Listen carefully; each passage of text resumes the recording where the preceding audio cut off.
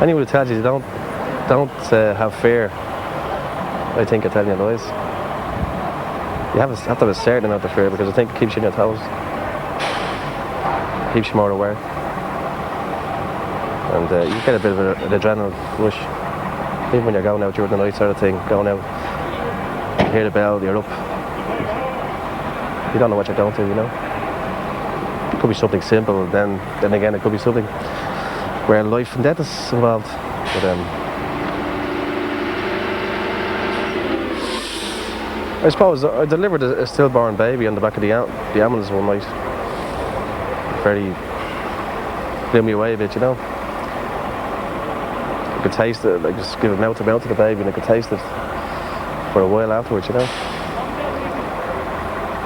That was the lad, the husband behind me.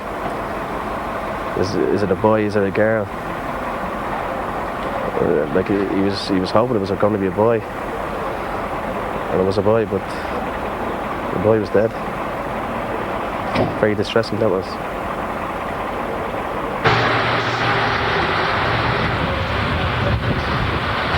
All personnel. How to get away?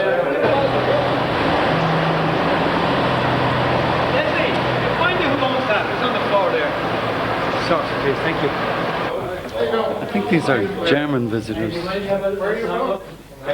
Hamburg. Very nice. You operate. Sorry, lads. This is the station officer Peter. This is another Peter from Hamburg. Hamburg. And this is Lutz from Hamburg. Lutz. So, Don't hold it out for me, anybody. This turn is nice. Do you do any scuba diving? Swimming? As a fire brigade? No, as a sport. A sport, yes. You do. Because the. Okay. I'm just heading out. I'll see you when I get back. Okay, yeah. Okay, bye-bye. Thank you. Right. doing a course in the training centre at the moment, and they're just going around observing different drills and situations. So I've explained to him that you're going to do inline inductor foam drill. Basically, we're doing the drills to keep people fresh with the equipment and to know exactly what to do when they arrive at the scene. If you don't have a drill and you don't have a procedure set down, what you actually end up with at the fire ground is chaos. So you have a set procedure, each individual knows what he has to do, and it comes together at the end of the day. We do it here at a reasonable pace. We do it here to make the mistakes here. So if there's mistakes are made here, they won't be made outside. In America, they put them here. See? Fire officers from Hamburg.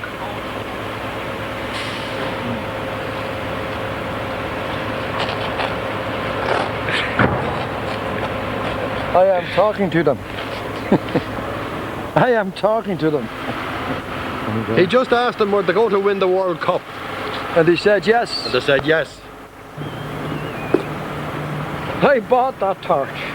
It's a Krypton light. I don't know. It's a Krypton light. Yes? Yes.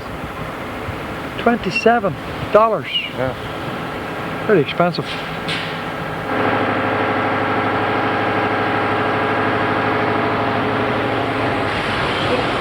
Put it over the oil there. Put it over the oil. Lift all that oil off of there. This is a graveyard. This was a graveyard before they built this station. Right. Understand? See here, old church. See the old church? Well, this was all their ground, graveyard. There. Start singing jingle bells now. No. Jingle bells. You better go in the middle. And Charlotte, you're as old as me. Very good.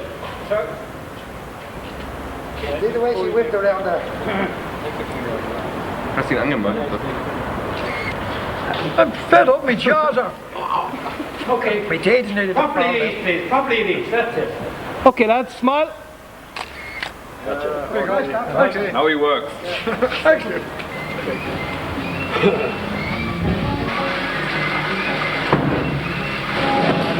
Keep a little bit of fish. Have to keep it, create a big lens of holes.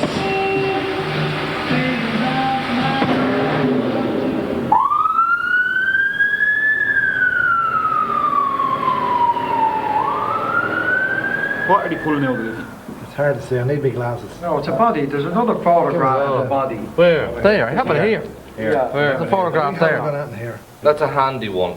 As you can see there, the water's out. It's practically out there. You're right down.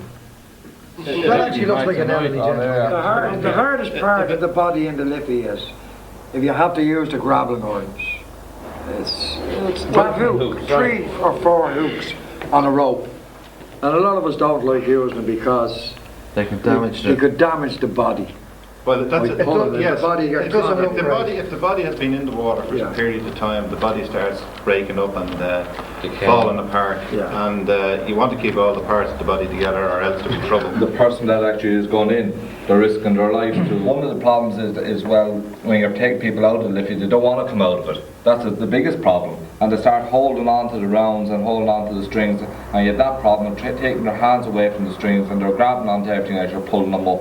And also, they're very wet from because just the clothes takes on board so much water that it increases the weight. It's just our getting them out of it. And then some of them don't want to come. Well, that's the thing. If they're in there, they don't want to be there. They're trying to get back in, and you're trying to get them back out, and they're just saying leave. There. There they are there now. That's a different one. You used to get a lot of cats up trees years ago. But you don't get so many now because the cats don't climb trees. And then he knew about the stones we used to carry. There used to be a bag of stones on the rescue truck and a bottle of milk and a saucer. The animal rights will be on to you now, I tell you. So we used to leave the milk down at the end of the tree and we'd hide to see what the cat come down. So if he didn't come down, Just throw stones at him. he just dropped us down. So they said, we're not going up any more trees because the firemen come out and throw stones at us. The word went round. The word went around the cat nation. Please, what is the climb, you should say? You never saw the skeleton of a cat up a tree. Where a family, they used to keep a horse in the house, and it died and had a heart attack in the sitting room, and they couldn't get it out. They had to go up. The flames. Spontaneous combustion. They had to go up and put chains around it and pull him out slowly, but they had to manipulate him out through the sitting room, out into the hallway and out the hall door. But he actually died in the sitting room. I don't know if he was watching the television at the time. He wasn't Mr. Ned.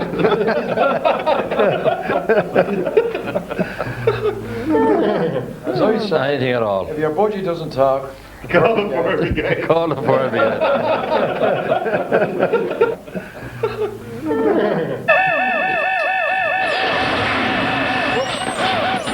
Control to Delta Street forward, that's domestic violence on Maverick Hill. There's an assault and a reported stabbing. Over.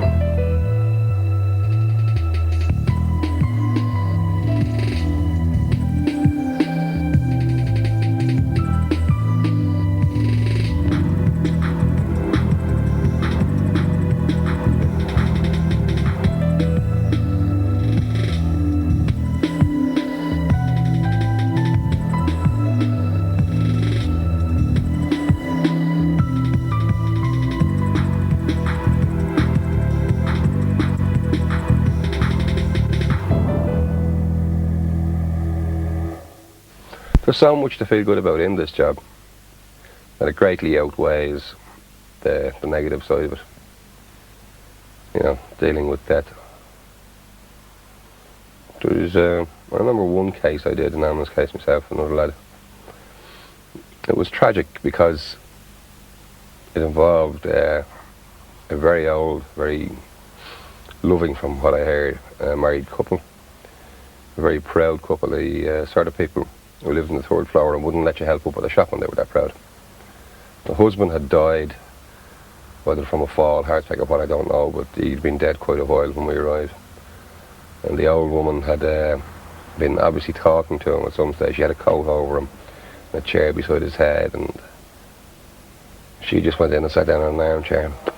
Whether she gave up or what, I don't know. It was sad, and yet at the same time it was kind of nice to think of the two of them back together again.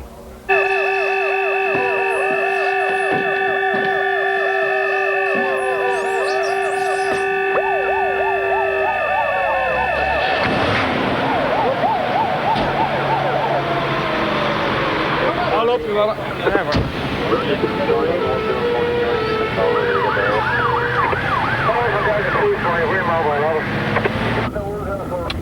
Just before I close my eyes at night time, I just have a quick dash around the neighbourhood, down to the river. Just have a look at the markets areas, and what I'll be looking for really is just skips. You know, skips that might be set alight maliciously or something like that.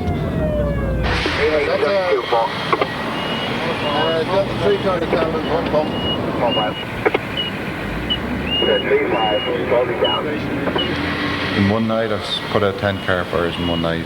There would be an average, say, minimum of about 5 cars in Dublin burnt each night. Now, that's a minimum now, it could be more. About 1,500 cars each year burnt out.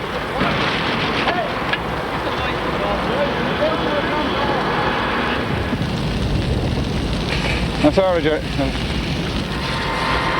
like a stolen car which is overturned and set on fire, unoccupied and burnt out. They burn the cars out just for fun, just for kicks. Some poor person's car that they go to work in, do the shopping in, drop the kids to school in. It's not worth much to them, but to the person that it's stolen on, it might be worth an awful lot more.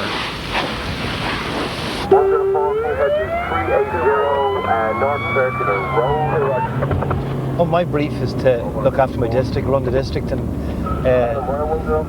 I usually go out late at evening time and just sort of listen into the ambulances as they're running, because they definitely need some of the guys to say, this guy's he's tracking this, he's watching. I don't pay it. I'd often pull up now and I'd see them in an area in town that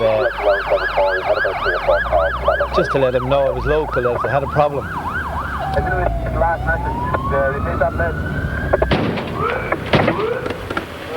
She's you now, is she? Yeah. What is broken? Yeah. And what is broken today? For rotunda. No, are you in pain now? You got contractions? The battery's gone. And the water's gone, yeah. A little bit blood, yeah.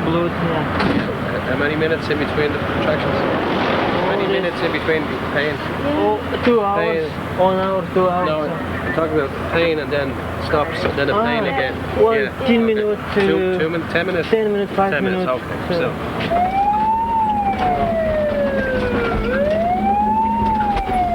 Control calling down to 2-2.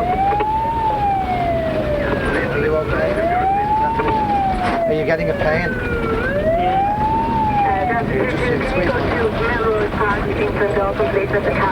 We're almost there. It's been a great fun. This is one of our happier ones where we don't have any problems. It's just straightforward. Bring her to the hospital, put them in a chair. I'd say if she had waited much longer, she probably would have had it. So it's just as well she called us when she did.